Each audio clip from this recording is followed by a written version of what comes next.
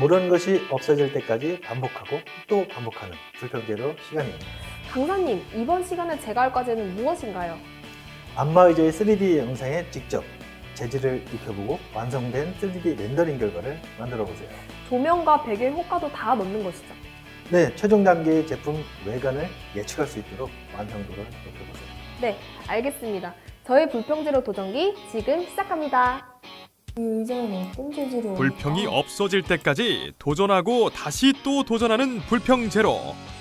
디자인을 하기보다는 프로그램을 뚫어져라 살피고 있는 것 같은데요. 아, 3D 형상에 색을 넣고 있는 것일까요? 강사님, 소연 씨가 무슨 작업을 하고 있는 건가요?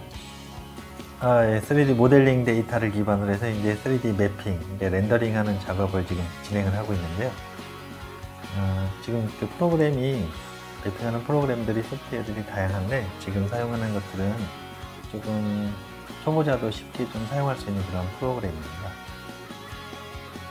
3D 매핑이 무엇인가요? 이렇게 매핑을 해보면 디자이너에게는 어떤 도움이 될까요?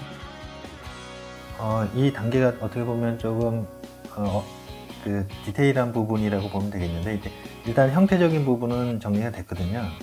그 다음에 우리가 디자인할 때 하는 그 컬러나 재질적인 표현, 그 다음에 피니싱에 대한 부분들을 지금 이 가상의 공간을 통해서 다양하게 적용을 해볼 수가 있는 부분이거든요. 실제 제품이 나왔을 때 어떤 컬러가 적용이 됐으면 좋고 또 어떤 재질에 어떤 피니싱이 적용되면 좋을지를 지금 가상의 공간에서 지금 여러 가지 표현을 지금 해보고 있는 중입니다. 고민이 많아 보이는 소연 씨. 재질적 특성만 부여하는 게 아닌 것 같은데요. 배경을 바꿔줬습니다. 배경 이미지는 촬영한 사진 이미지도 활용할 수 있나요?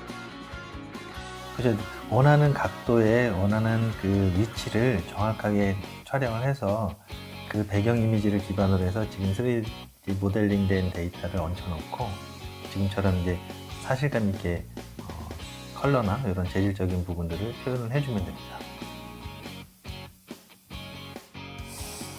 원하는 재질, 컬러까지 넣어 이건 3D 확실히- 렌더링을 마무리했습니다. 아, 너무 예뻐. 강사님, 소연 씨의 작업 결과 어떻게 보십니까?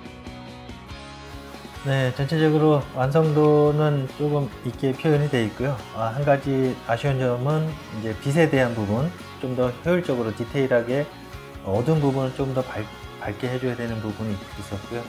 또는 재질감 표현에 있어서 이제 표면 처리 부분, 그 여러 가지 이제 범프 맵이나 이런 효과적인 내용들을 표출해낼 수 있는 그런 기능들이 있는데 그런 부분들을 좀 더 디테일하게 사용한다면 훨씬 완성도 있는 이미지를 뽑아낼 수 있을 거라고 보고 있습니다. 네, 전체적으로는 잘했습니다. 선생님 씨 오늘 네. 렌더링은 해봤는데 어땠어요? 이게 좀 쉽지는 않았을 것 같은데. 네, 제가 막 사물을 이렇게 이리저리 돌려보면서 거기 항목에 있는 뭐 빛의 방향이라든지 뭐 표면 처리 부분을 여러 가지 이렇게 집어넣어 봤는데 좀 이렇게 저는 항목에 있는 것밖에 선택을 못 하다 보니까 어느 방향이 좋고 그걸 해야 되는지 잘 모르겠어요. 헷갈렸어요. 그 프로그램상에서 옆에 사이드 쪽에 있는 뭐 재질이라든가 빛이라든가 이렇게 배경화면 이런 것들은 기존에 있는 것들 그냥 그 노멀한 타입들 기준 컬러들 뭐 이런 정도로 설정이 되어 있고요. 그걸 이제 계속 이제 끌어다가 재질을 입혀봤잖아요. 네. 그거 외에도 좀 더 내가 원하는 그 재질감이라든가 여러 가지 표현 방법을 하려면 일단은 우선적으로 빛을 잘 활용을 해야 돼요. 빛에 대한 그러니까 어떤 색이 있는데 빛이 없으면은 그 색이라는 게 표현이 안 되잖아요. 마찬가지로 입체감을 주기 위해서. 그렇죠. 얼마만큼 덩어리감을 줄 수 있느냐 또는 얼마만큼 또 효과를 줄 수 있느냐가 이제 빛이 굉장히 중요한 역할을 해요. 그러니까 디자이너라면 그 환경 맵을 활용해서 최적의 뷰를 찾아내야 돼요. 그래서 그거를 하나의 렌더링화해서 네, 이미지화로 뽑아내는 거죠. 그렇구나. 네. 나중에는 진짜 이게 사람들이 판별했을 때 이게 진짜 팔고 있는 제품인지 네. 그러니까 렌더링한 제품인지를 판별을 하지 못할 정도로 그 정도까지 분명히 조금만 연습하면 그 스킬이 올라갈 거예요.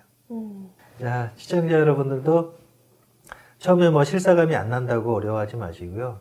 잘 돼 있는 튜토리얼들을 가지고 와서 어떤 재질을 썼는지, 빗을 어떻게 줬는지 이런 부분만 세부적으로 분석을 해보면 금방 나도 따라할 수 있다. 그렇게 저는 생각을 하고 있습니다. 빛과 어둠은 제가 빛과 어둠은 어디든 들어가잖아요. 화장할 때도 이제 음영을 주고 입체감이 좀 더 보일 수 있도록. 그러니까 그 부분은 정말 중요하니까 그 특히 제품을 만들 때는 그런 거 항상 주의하셔서 보셔야 돼요. 네. 예선 씨 이제 잘 아셨죠? 네. 네, 다음엔 좀 더 난이도 있는 진짜 실사감 있는 그런 네. 제품을 렌더링을 한번 해보도록 하죠. 화이팅 합시다. 네, 고생하셨습니다. 네, 수고하셨습니다. 이렇게 거기 있는 빛 처리 부분을 막 다 눌러보면서 이렇게 돌려가면서 어느 부분이 예쁜지 한번 해봤는데 저는 이렇게 거기 있는 세팅에 있는 빛 처리밖에 조작을 못하니까 좀 그게 많이 아쉬워서 했는데 강사님께서 좀 이렇게 조언 같은 걸 해주셔서 연습을 좀 많이 해봐야겠다는 생각이 들었어요. 그래서 이제 표면 처리 부분 같은 경우도 이렇게 여러 의견을 듣고 다시 이것도 눌러보고 저것도 눌러보는데 아직 좀 연습이 더 필요할 것 같아요. 지금까지 배운 내용을 정리합니다. 재질감을 적용하기 위해 3D 렌더링 프로그램으로 불러들인 모델링 파일의 표면에 다양한 색상이나 재질감을 적용해봤습니다.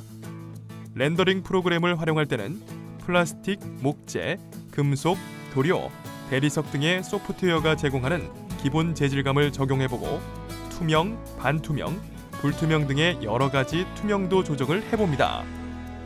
소프트웨어가 제공하는 재질감의 기본값은 의도적으로 조절할 수도 있습니다. 또 사용자가 직접 만들거나 사진 스캐닝을 통하여 제작한 이미지를 쉽게 표면에 적용할 수 있는 편리한 기능도 있습니다.